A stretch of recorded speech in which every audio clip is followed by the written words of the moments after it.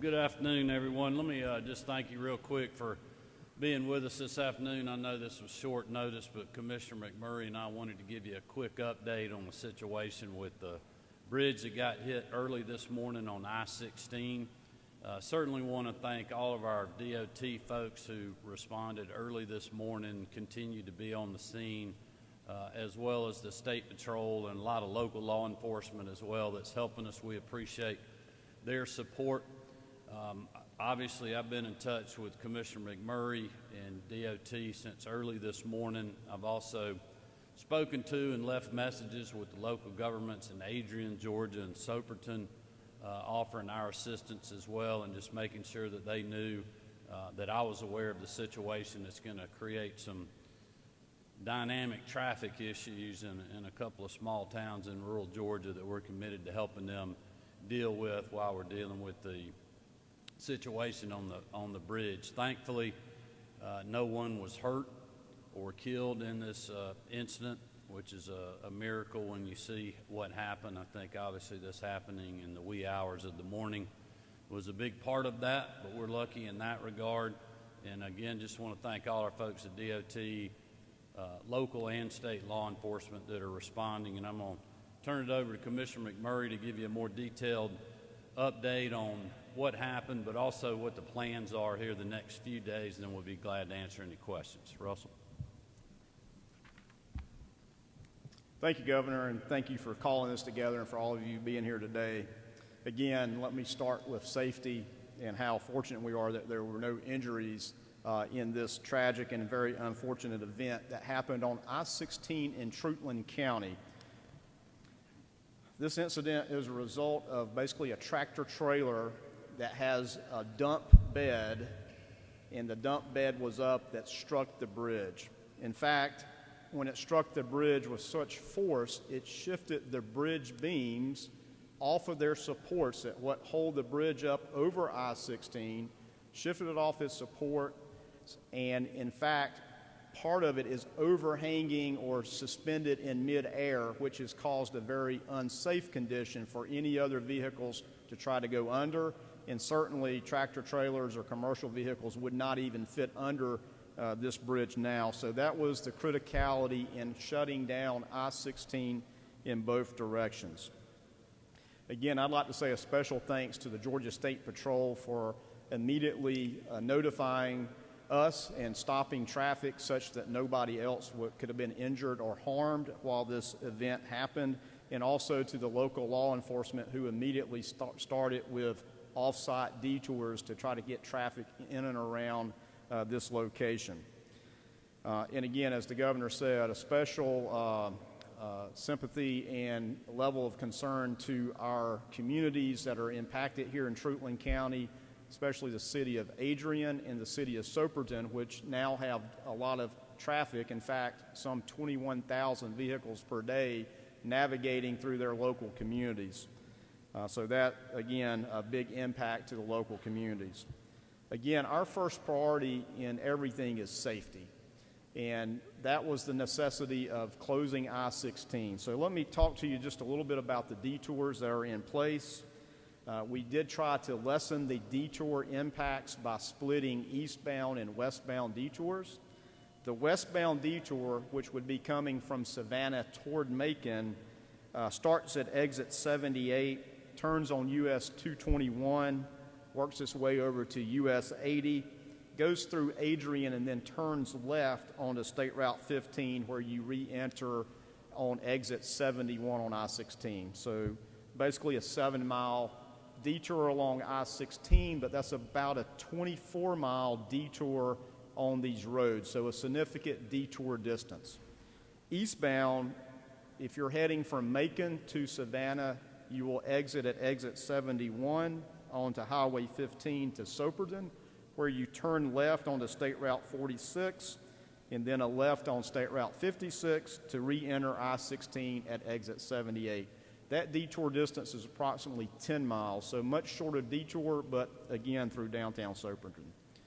Now let me talk just a little bit about the timeline to try to reopen I-16. That is our first priority in that we do it safely. It's been determined that the fastest way to reopen I-16 is to demolish the existing bridge beams and this deck portion over I-16. That will be the fastest way to reopen I-16. We already have crews out there underway preparing for this demolition, and mobilization of specialized demolition equipment is en route and will begin demolition this evening. This demolition is difficult and tricky. It sounds like it would be easy to tear down a bridge, but this is a unique bridge design where there is one beam that spans both east and westbound of I-16, and that's why the whole bridge shifted when it was struck by this truck with its bed up. That's why it shifted off of its supports, because it's one beam.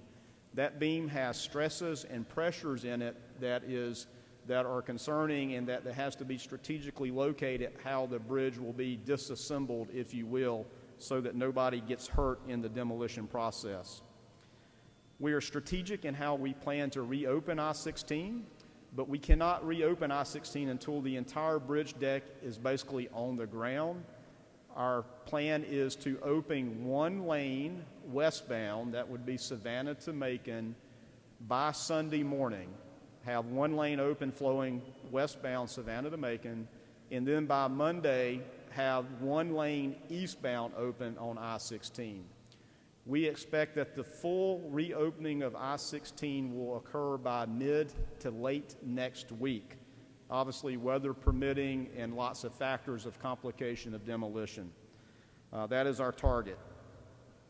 We do not yet have a time to replace the bridge over I-16, which is State Route 86. It is a very minor state route that only has about 200 to 300 vehicles per day on it, and there are adequate detours to go around it itself. So our main focus is get I-16 and the commerce that flows up in I-16 back flowing as soon as possible. We ask that you all use our social media channels, our Facebook and Twitter accounts. Use your traffic apps and plan ahead if you have to travel to Savannah, or if you're in Savannah and you need to travel back towards central Georgia to Macon. Please use those traffic apps, plan your trip ahead, and try to avoid these detours that we have in place, because Soperton and Adrian certainly will have a lot of traffic in it. If you look at your maps on your phone now, you'll see those areas are very red. So we hope that this planning ahead will lessen the impact on these local communities, while we strive hard to have traffic again westbound one lane opened before Sunday, and one lane open Monday eastbound, which will certainly relieve the local communities. Again, safety first. Please be mindful of law enforcement that are still working the detours, the construction workers that will be on site working to disassemble this bridge and get the lanes open as fast as possible. So please be diligent and safe as you maybe travel this area, and again, plan ahead. I'd like to thank Governor Kemp again for pulling this together today, and we'll be glad to take any questions or comments you may have. Yes, sir. This may also be a question for the Georgia State Patrol, but are there any fines or tickets or charges or penalties that might be involved here as a result of this accident? Yeah, so we will certainly be cooperating and find out what goes forward as it relates to any penalties or fines to this. We certainly will be looking for the insurability to the state for this as well, which is not uncommon where we do have other vehicles to strike bridges. So we do usually look for the insurability from that point of view. And if I may follow up on what you explained earlier, can you kind of walk us through again your understanding of how this happened in the first place? Yeah, so again, how this happened is apparently that the tractor trailer has a dump bed, which is similar to a dump truck, but only in the size of a tractor trailer, and it appears that it was raised, and which then struck the overpass bridge, the bridge passing over, and it struck it on the beams which hold up the bridge deck. The vertical clearance of our bridge is 17 feet. The vertical top of a tractor trailer is usually 13.6, and the minimum standard for design of a bridge is 16 feet. So we're about a foot above the minimum design, but well above the normal height of a tractor trailer. And Governor, if I may ask you, have you been in touch with the ports? How is this impacting transportation in and out of the ports of Savannah and elsewhere? I have not spoken to them, but Russell updated me this morning, and he has spoken to Griff down at Georgia Ports, obviously letting them know this is going to be really a logistics challenge for a lot of container traffic that's coming out of the port when you have detours that the commissioner just talked about. But we're going to help work with them to manage. That's why law enforcement's going to continue to be on the scene.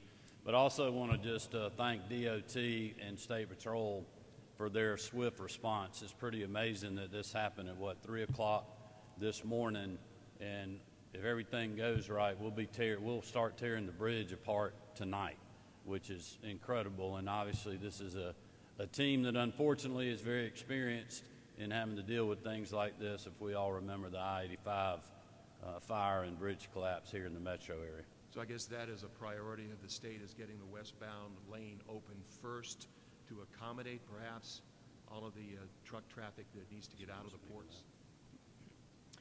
Yes, westbound is a priority for a number of reasons. One is the freight flow from the Savannah port into Middle Georgia and Metro Atlanta, but it's also the side that was struck. It's the lowest hanging, if you will, toward the ground, and so strategically for traffic movement, but also for criticality of safety, that's what needs to move first, westbound. All right, thank you, everybody. Thank you. Okay.